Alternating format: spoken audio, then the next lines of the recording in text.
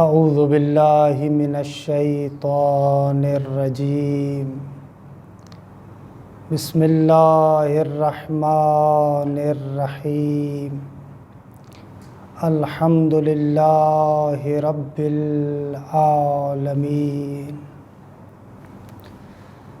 بارئ الخلائق اجمعین ثم الصلاة والسلام على سيدنا ونبينا وطبيب قلوبنا ومولانا ومولى الثقلين جد الحسن والحسين ابی القاسم محمد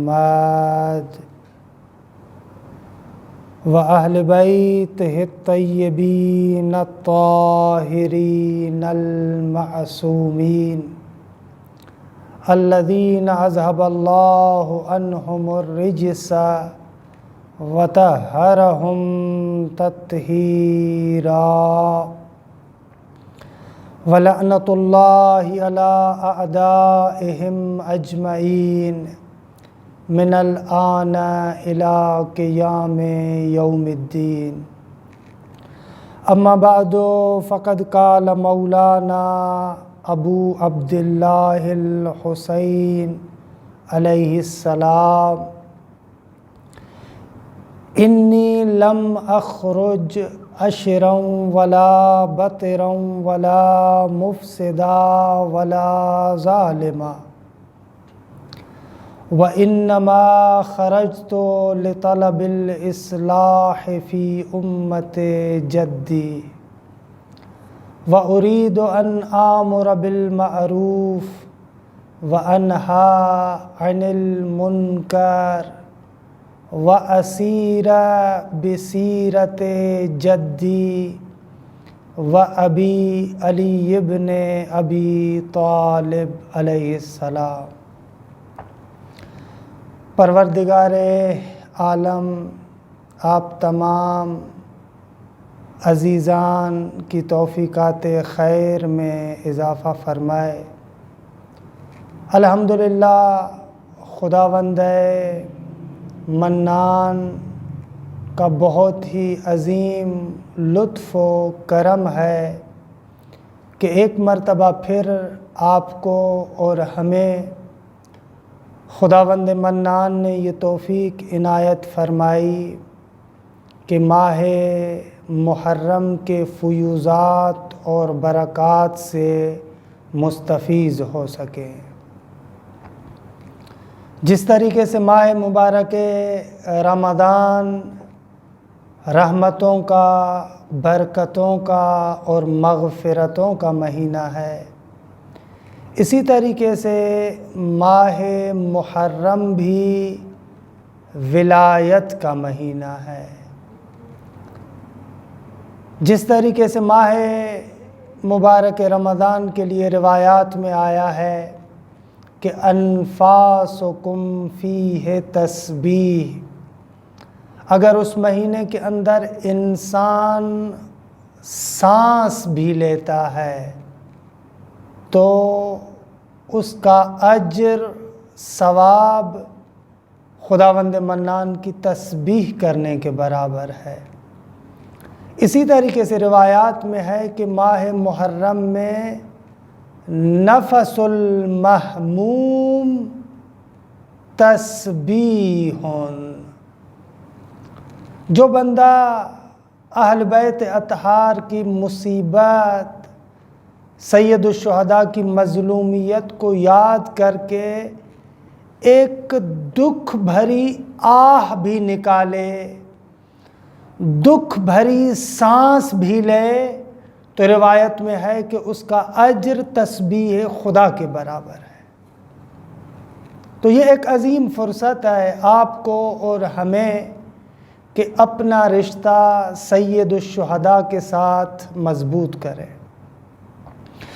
اچھا، آج انشاءاللہ مقدماتی گفتگو ہے تو چند نکات کی طرف میں چاہوں گا کہ آپ کی توجہ مبذول کراؤں، اور اس کے بعد انشاءاللہ آہستہ آہستہ جو اس عشرے کے لیے موضوع انتخاب کیا گیا ہے یعنی شناخت کربلا، پھر اس کے بارے میں آہستہ آہستہ گفتگو کریں گے۔ سب سے پہلا نقطہ جس کی طرف توجہ کرنی چاہیے کہ یہ مہینہ عزاداری کا مہینہ ہے، عزا کا مہینہ ہے، یہ مہینہ آنسو بہانے کا مہینہ ہے۔ یہ مہینہ ایسا ہے کہ جس مہینے کے اندر انسان اہل بیت اطہار کے ساتھ اپنے رشتے کو عزاداری کے ذریعے سے مضبوط کرے، کہ مشہور ایک روایت بھی ہے، میں اس روایت کی طرف اشارہ کرتا ہوں، پھر انشاءاللہ چند عرائض بھی پیش کروں گا۔ امام باقر علیہ السلام سے روایت ہے کہ مولا فرماتے ہیں ما من شیء الا ولہ کیل و وزن، کائنات میں کوئی بھی چیز نہیں ہے مگر یہ کہ اس کا ایک پیمانہ ہے اور ایک خاص مقدار میں وزن ہے، الا الدموع، سوائے آنسوؤں کے۔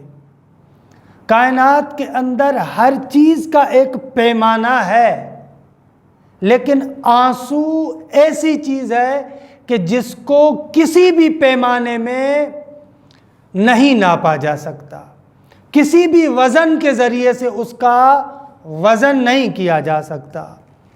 مولا فرماتے ہیں فَإِنَّ الْعَيْنَ إِذَا رَقَتْ بِمَائِهَا حَرَّمَ اللَّهُ عَلَى النَّارِ، اگر ایک آنکھ سے اگر چند آنسو کے قطرے بہیں تو معصوم فرماتے ہیں کہ خدا ان آنکھوں پر جہنم کو حرام کر دیتا ہے۔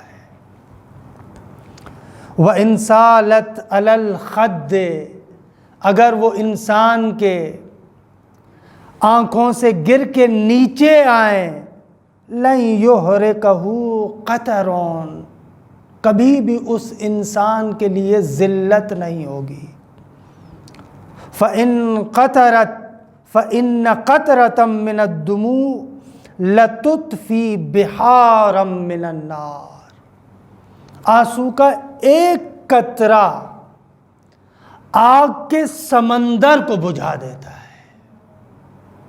یہ واقعاً اگر انسان اس نقطے کو مد نظر رکھے کہ آنسوؤں کی کتنی قیمت ہے، اور پھر روایات میں بیان کیا گیا ہے کہ جب بھی تم رونا چاہو، جب بھی تمہارا دل چاہے کہ گریا کرو، تو معصوم فرماتے ہیں فَابْكِ عَلَى الْحُسَيْنِ إِن كُنْتَ بَاكِيًا عَلَى شَيْءٍ فَابْكِ عَلَى الْحُسَيْنِ، اگر کبھی بھی کسی بھی چیز کے لیے رونا چاہتے ہو، آنسو بہانا چاہتے ہو، تو یاد کرو اگر تو اپنے آنسوؤں کو باارزش بنانا چاہتا ہے تو ان آنسوؤں کو مخصوص کرو حسین ابن علی کے ساتھ۔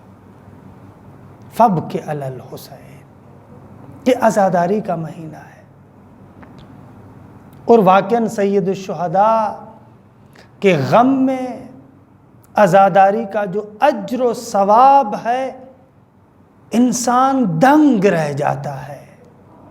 من بکا او ابکا او تباکا فوجبت لہ الجنہ، کوئی بندہ روئے، رلائے، اگر رو نہیں پاتا، اگر رلا نہیں پاتا، تباکا، رونے جیسی شکل بنائے، فوجبت لہ الجنہ، اس شخص پر بھی جنت واجب ہے۔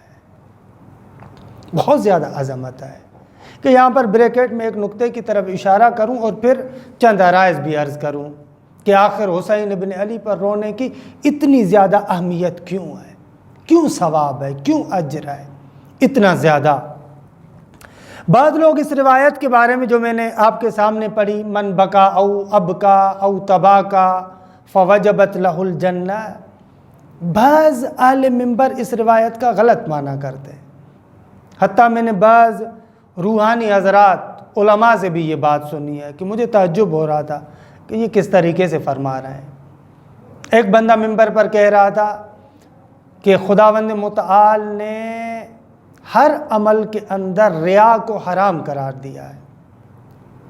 اگر انسان کے عمل کے اندر ریا آ جائے تو اس عمل کی کوئی اہمیت نہیں ہے. دکھاوا آ جائے تو عمل کی کوئی اہمیت نہیں ہے. اس روایت کو بہانہ بنا کر وہ کہتا ہے سوائے غم حسین کے، اگر غم حسین کے اندر دکھاوا ہو تو بھی اس کا اجر ہے. یہ جملہ میں نے بعض منبریوں سے بھی سنا ہے، حتیٰ بعض مولویوں سے بھی سنا ہے. نیچے سے بہرحال ہمارا مجمع تو ماشاءاللہ واہ واہ کرتا ہی ہے، تو نیچے سے بھی واہ واہ شروع ہو گئی. حالانکہ یہ بات غلط ہے، یہ درست نہیں ہے کہ حسین ابن علی کی عزاداری میں انسان ریاکاری کرے، دکھاوا ہو، یعنی خود اسے غم نہیں ہے، ریاکاری کرے، دکھاوا کرے. بالکل غلط ہے.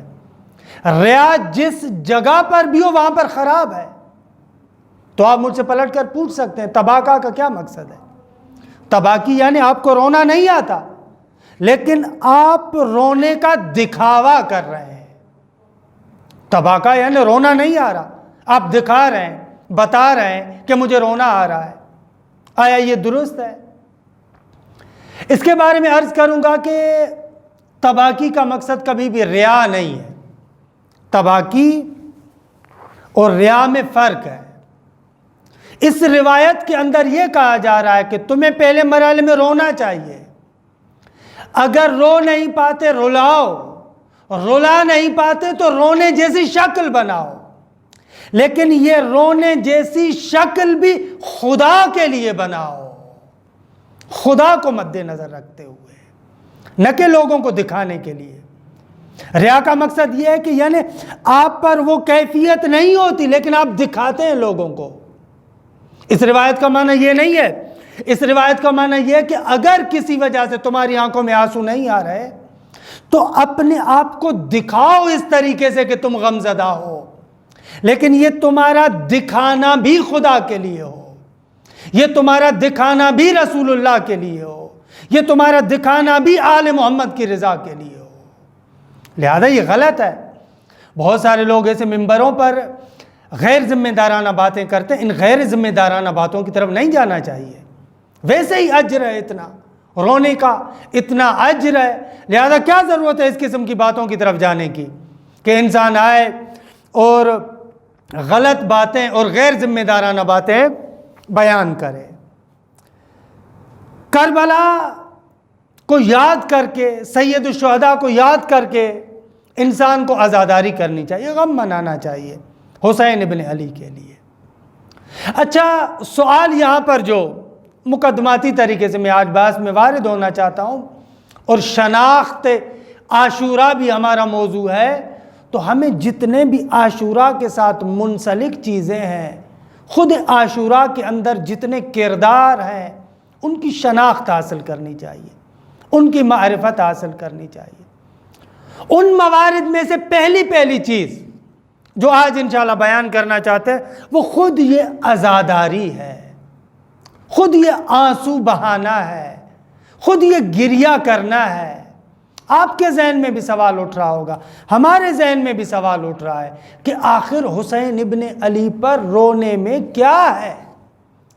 وہ کون سا ایسا اکسیر اور اثر ہے اس غم سید الشہداء کے اندر جو انسان کے بدن کو جہنم پر حرام کر دیتا ہے؟ ایک آنسو کا قطرہ اگر حسین ابن علی کے غم میں آنکھوں سے بہتا ہے تو آخر کیا ہوتا ہے؟ کون سا انقلاب آتا ہے کہ انسان کی پوری زندگی، انسان کا بدن جہنم کی آگ پر حرام ہو جاتا ہے، جنت واجب ہو جاتی ہے. کیا ہے اس کے اندر؟ بہت ساری باتیں یہاں پر کہی جاتی ہیں، بہت سارے نکات بیان کیے جاتے ہیں، لیکن میں چاہوں گا ایک چیز جو میرے خود ذہن میں آ رہی ہے اور ایک آدھ روایت کا سہارا لے کر اس مطلب کو بیان کرنے کی کوشش کروں گا. اچھا، پہلا نکتہ تو یہ ہے کہ خود جو انسان روتا ہے اور آنسو بہاتا ہے وہ مختلف طریقوں سے ہوتا ہے. کبھی کبھار انسان روتا ہے، آنسو بہاتا ہے، کیونکہ اس کو حق کی معرفت ہوتی ہے، حق کو جانتا ہے، ایک شے کی حقانیت کو جانتا ہے، وہ حقانیت، حق، عقیدہ انسان کو رونے پر مجبور کرتا ہے۔ مثلا قرآن مجید میں ہے، سورہ مائدہ کے اندر مومنین کی خداوند متعال صفت بیان کرتا ہے، تَرَىٰ أَعْيُنَهُمْ تَفِيضُ مِنَ الدَّمْعِ۔ اے مصطفیٰ، جب یہ قرآن نازل ہوتا ہے اور تم اپنے ان بامعرفت اصحاب کے سامنے تلاوت کرتے ہو تو ان کے آنکھوں میں آنسو چھلک آتے ہیں۔ کیوں؟ اس لیے کہ حق کی معرفت ہے۔ یہ معرفت حق بھی انسان کو رلا دیتی ہے۔ یہاں تا روایت میں ہے کہ جب یہ آیہ کریمہ اِنَّكَ مَيِّتٌ وَإِنَّهُمْ مَيِّتُونَ، یہ سورہ زمر کی آیت ہے، جب یہ آیہ کریمہ نازل ہوئی تو پیغمبر اکرم بھی گریہ فرما رہے تھے، اصحاب پیغمبر بھی گریہ فرما رہے تھے، اس حقیقت اور حقانیت کو جانتے ہوئے۔ کبھی کبھار انسان خوشی میں روتا ہے، انسان خوش ہوتا ہے، شوق کے آنسو انسان کی آنکھوں سے نکل آتے ہیں۔ روایات کے اندر وارد ہوا ہے کہ جب یہ سورت نازل ہوئی، اذا جاء نصر اللہ والفتح، جیسے اس سورت کو رسول اللہ کے چچا حضرت عباس نے سنا تو آپ نے گریہ کرنا شروع کر دیا، رونا شروع کر دیا۔ کیوں؟ اس لیے کہ یہ شوق کے آنسو ہے، خوشی کے آنسو ہے۔ کبھی کبھار انسان ایسے بھی روتا ہے۔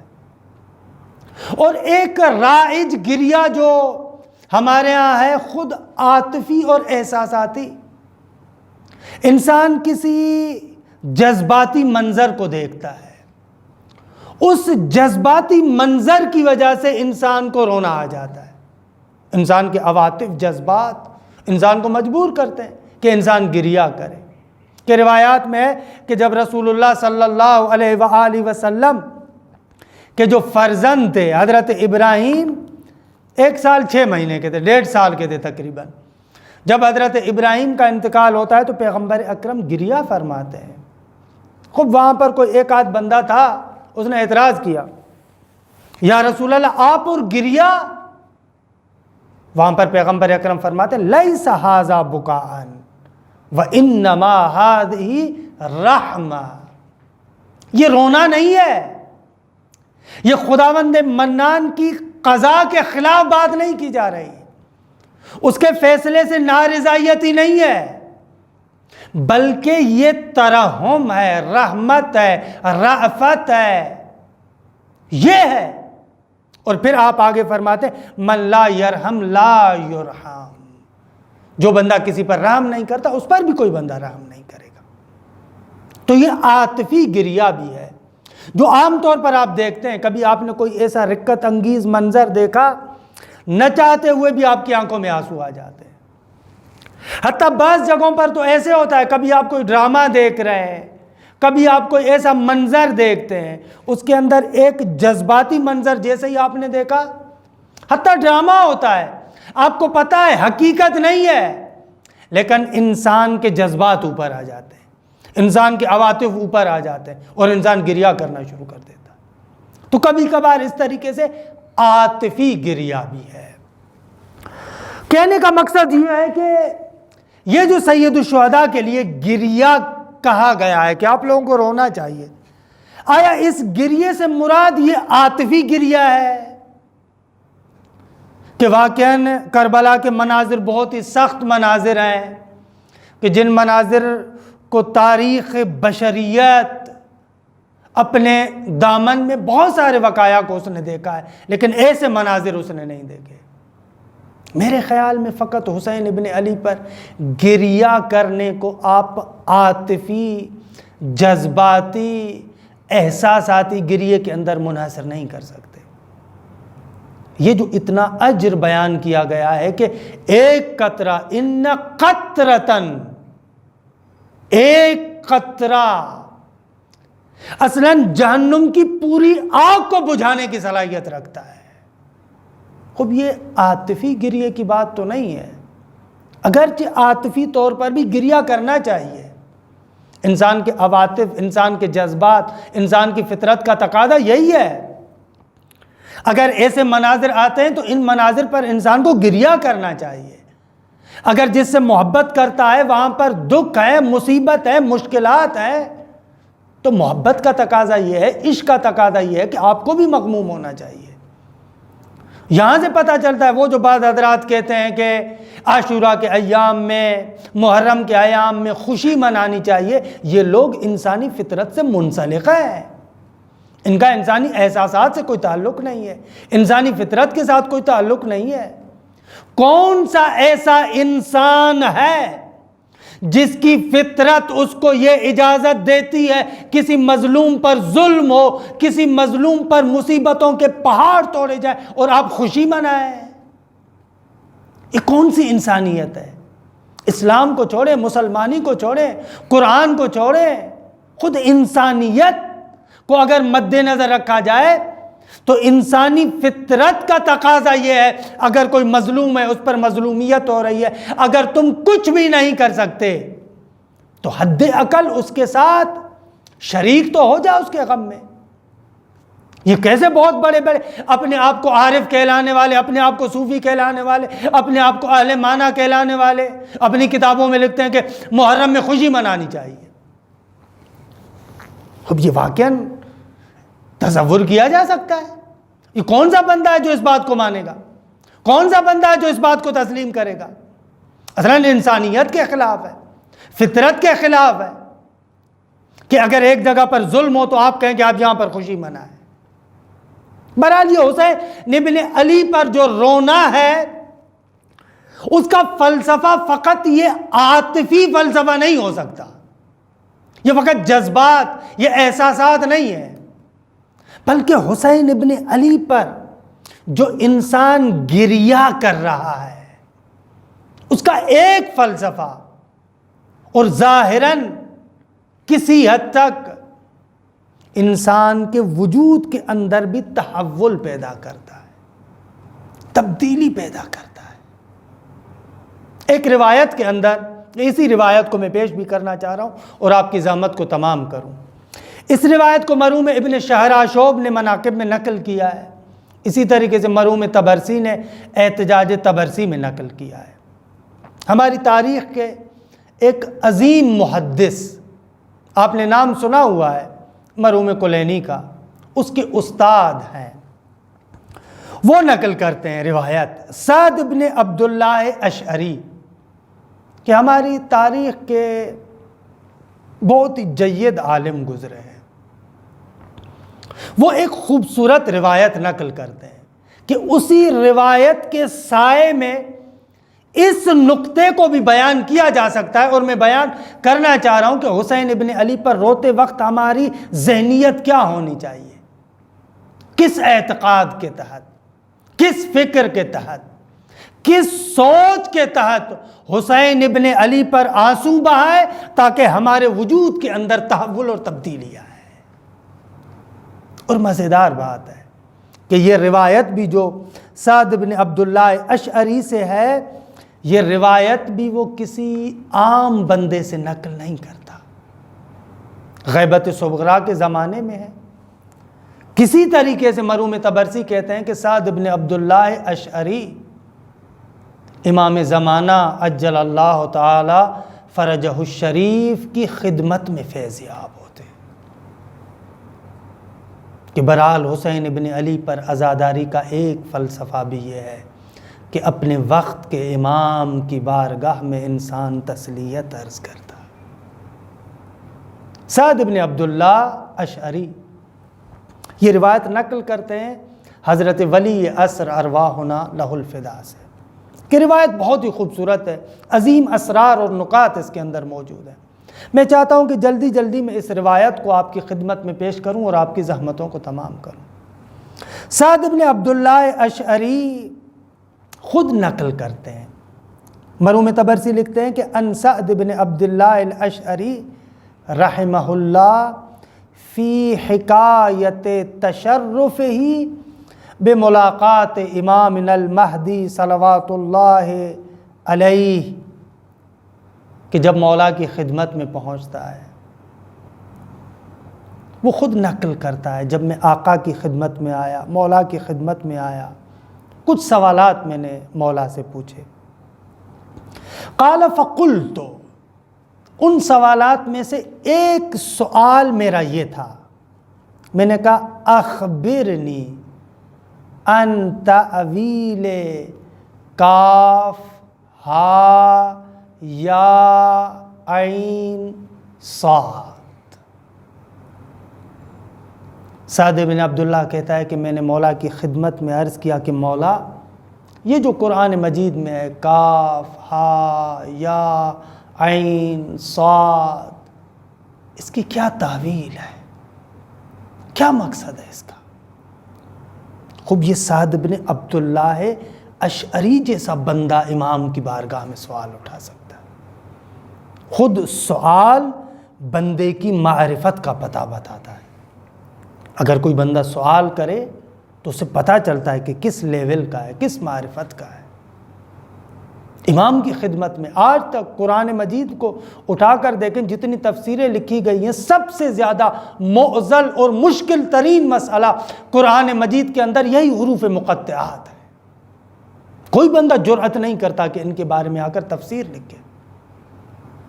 یہ سعد بن عبداللہ ہے جو امام کو بھی جانتا ہے، اسے بھی پتہ ہے کہ اگر یہ سوال میں امام سے کروں تو مجھے وہی جواب دے سکتے ہیں، اور سوال بھی تفسیر کے بارے میں نہیں، تعویل کے بارے میں، کہ انشاءاللہ بہرحال کسی موقع اور مناسبت سے تعویل کے بارے میں عرض کریں گے، لیکن بہرحال یہ سوال بہت ہی عظیم ہے۔ دوسرے لفظوں میں یہ سعد بن عبداللہ اشعری ہے جو جانتا ہے اگر قرآن کے ایک ایک حرف کا معنی، مقصد، تعویل، حقیقت، باطن مجھے پوچھنی ہے تو کہاں سے پوچھوں۔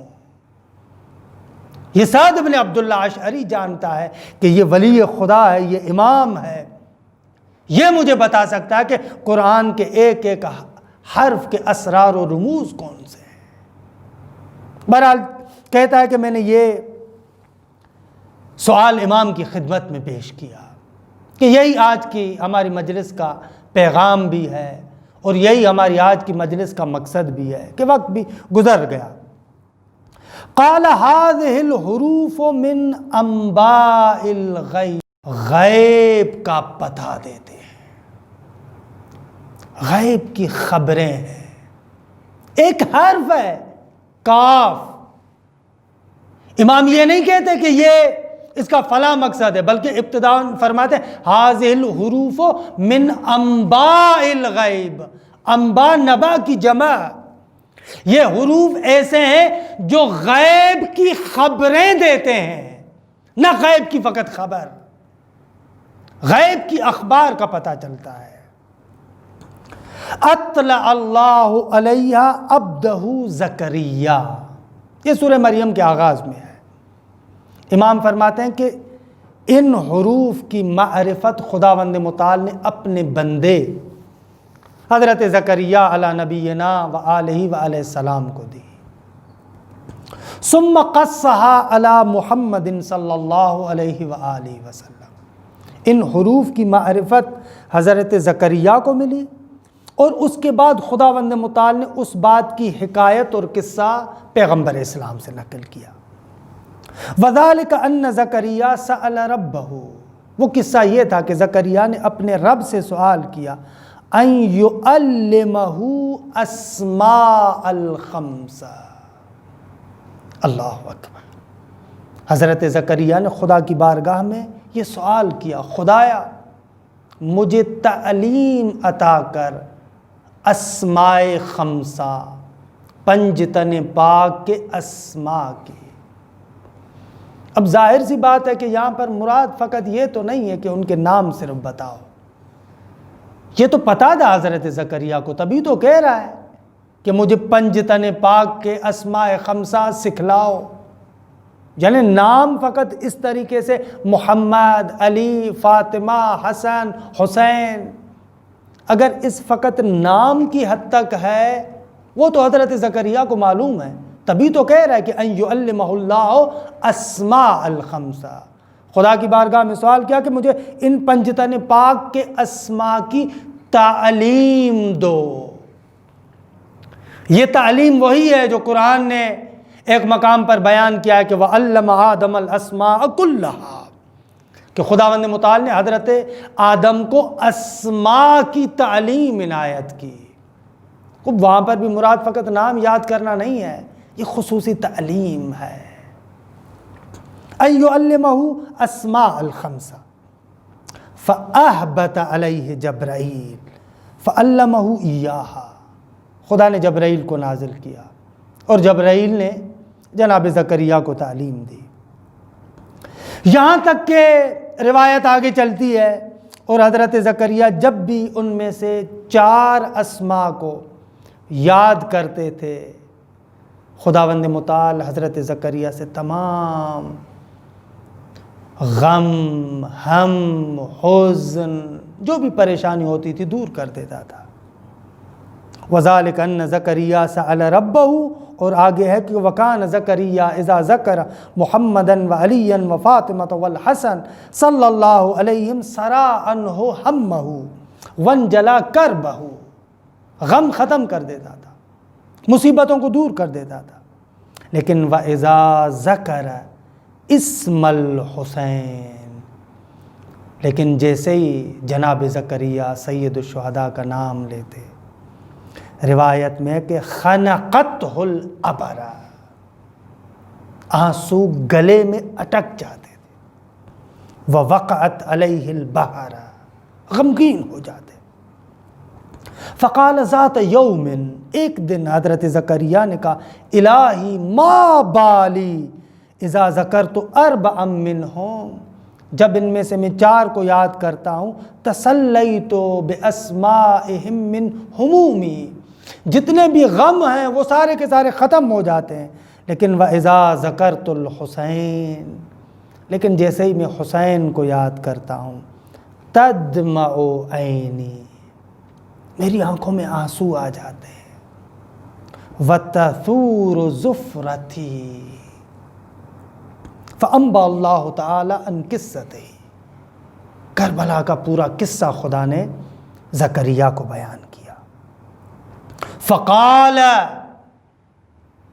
خداوند متعال نے وحی کی، کاف ہا یا عین صاد فالکاف اسم کربلا،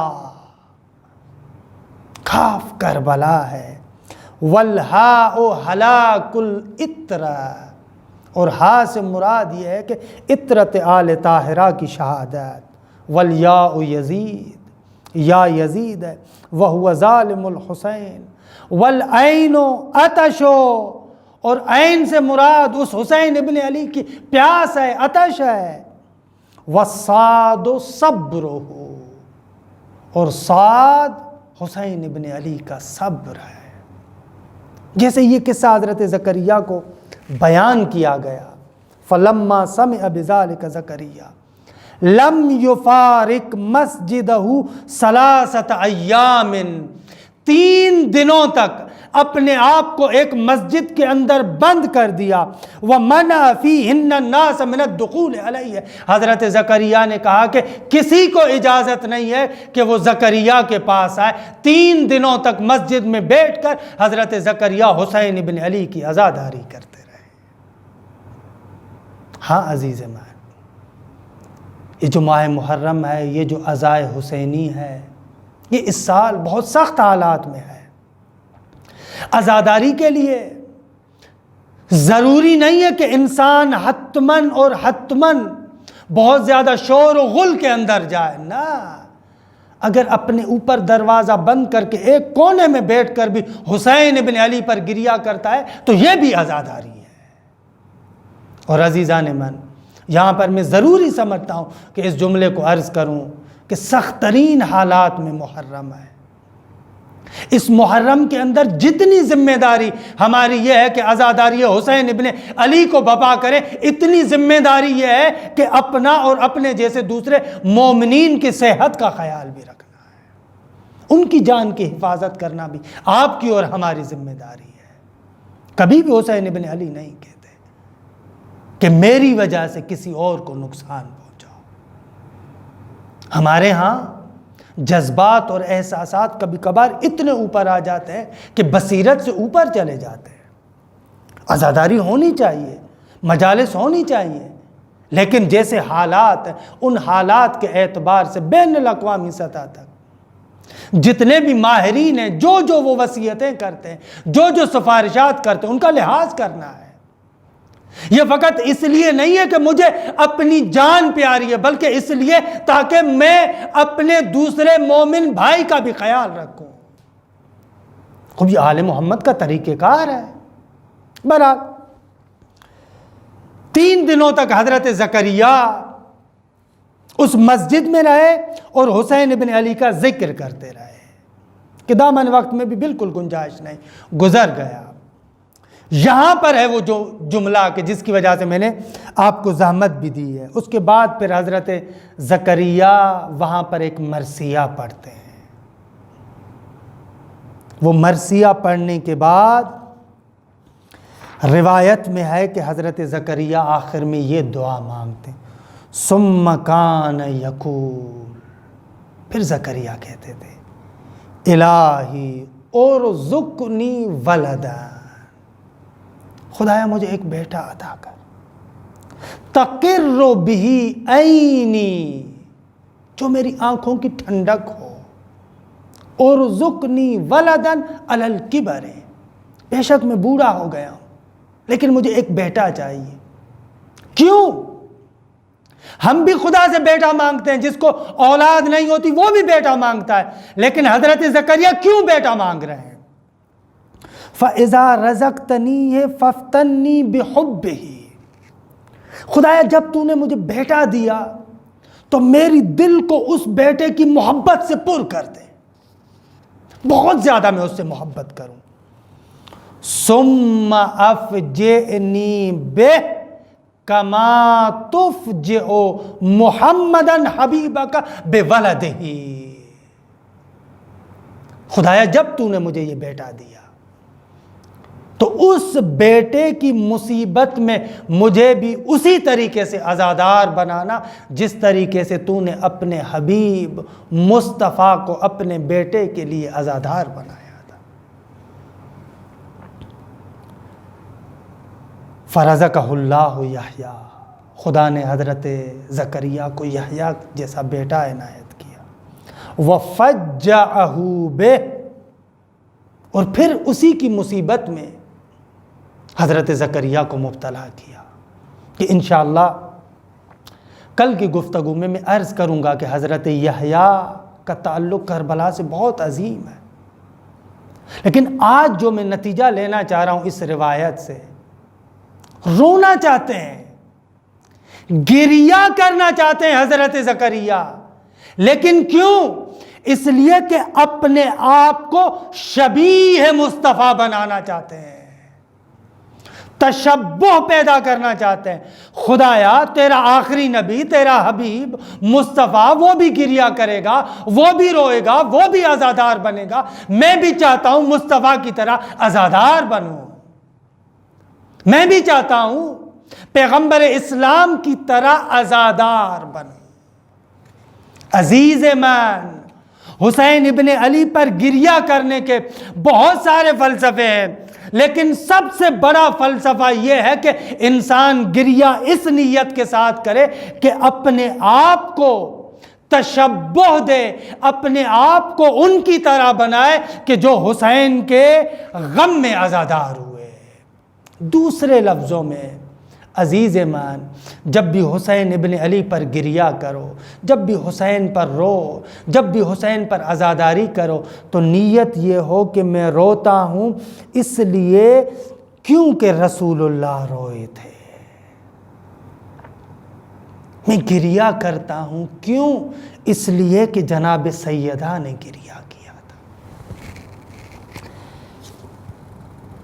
یعنی عزاداری کرے اس نیت کے ساتھ کہ اپنے نفس کی سنخیت پیدا کرے، مناسبت پیدا کرے رسول اللہ کے ساتھ،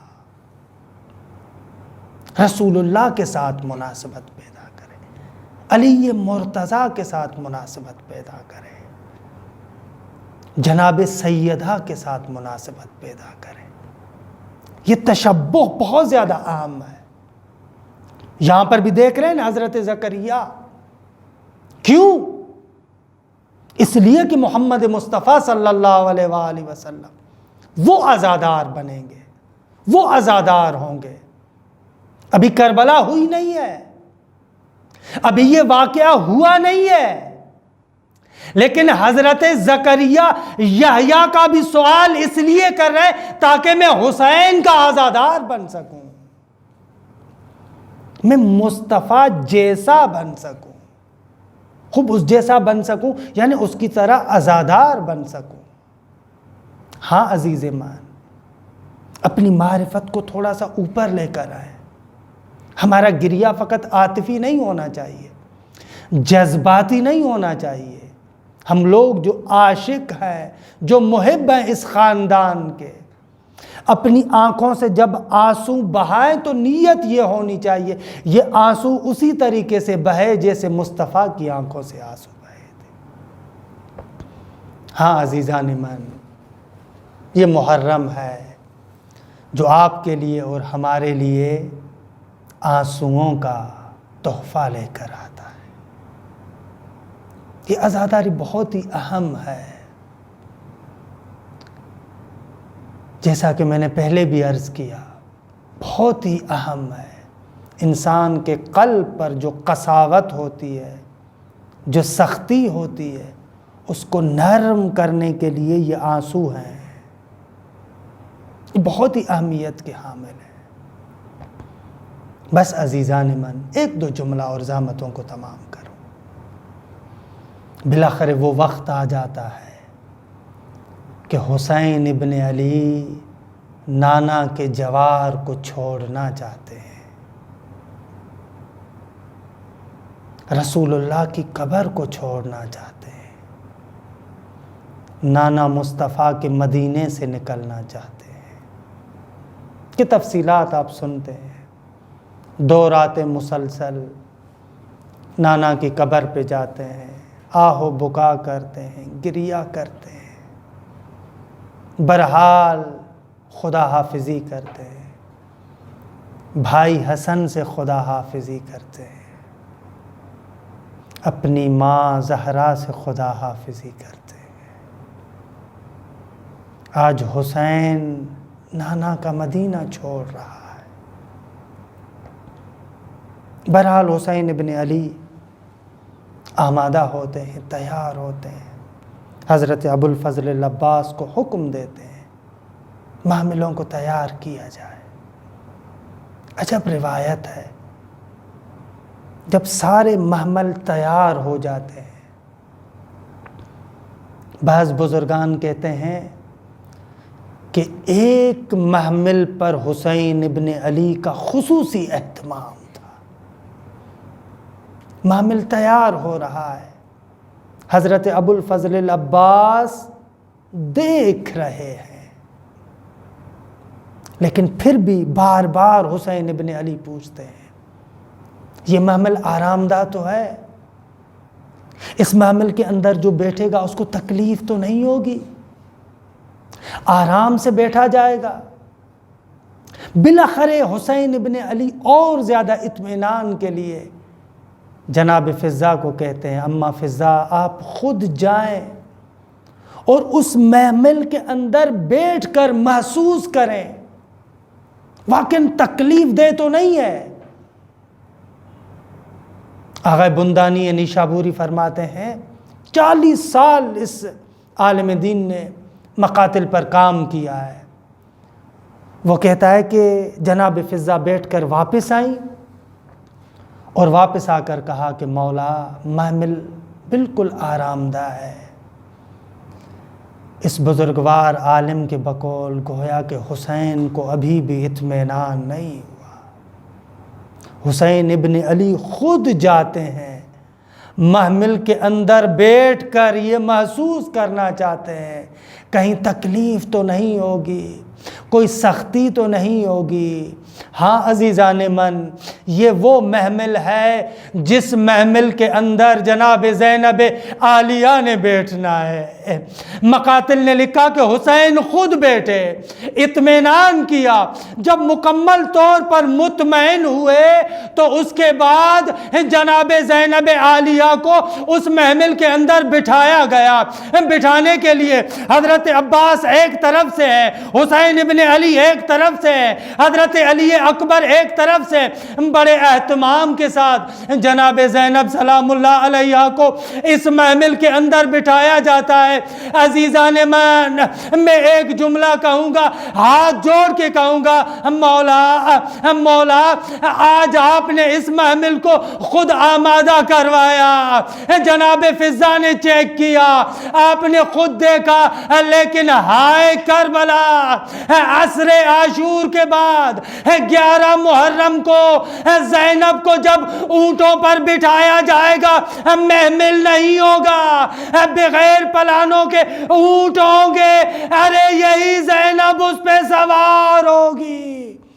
الا لعنت اللہ ہے علی قوم الظالمین، سیعلم الذین ظلموا ای منقلب ینقلبون۔